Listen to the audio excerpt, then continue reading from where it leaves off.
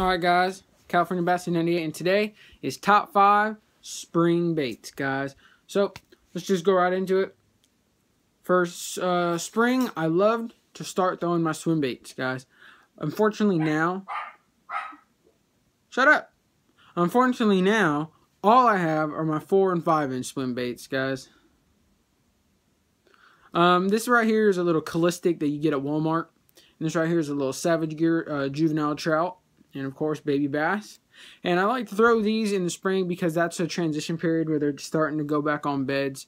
And even during summer I will possibly throw these only if they're finicky on a bed and I can't get them to commit to a jig.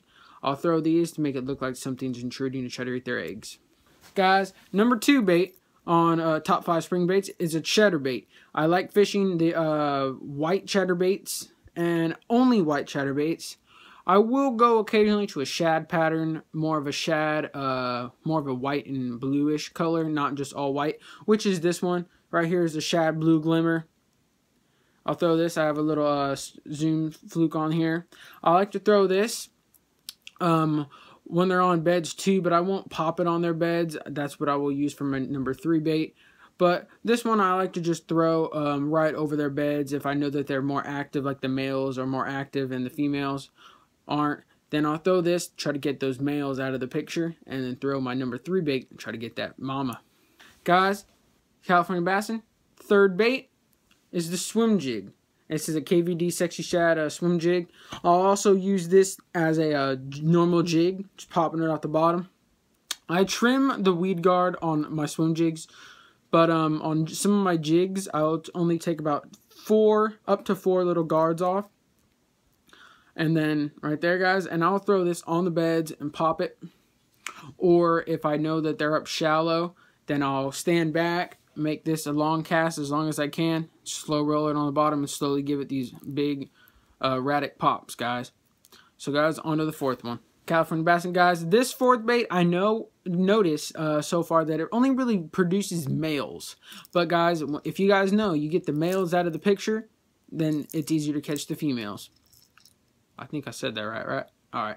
But, guys, it's the Topwater. I like fishing the Topwater only when the beds are up shallow. But when the beds aren't up shallow, that's when I use my 5th and final bait. But I like throwing this, guys, when their beds are kind of up shallow in the middle of weeds. I like to throw this right about on the edge of those weeds and just give it 2 big pops and just let it sit. And if they don't come after, I'll give it 1 more big pop, and then I'll just hop it back over the reeds, reel it back in, and go hit a new bed. And then I'll throw something else to it, guys. But I noticed that Topwaters work really well during the spring transition, guys. Alright, guys. Number 5 is the all-white spinnerbait.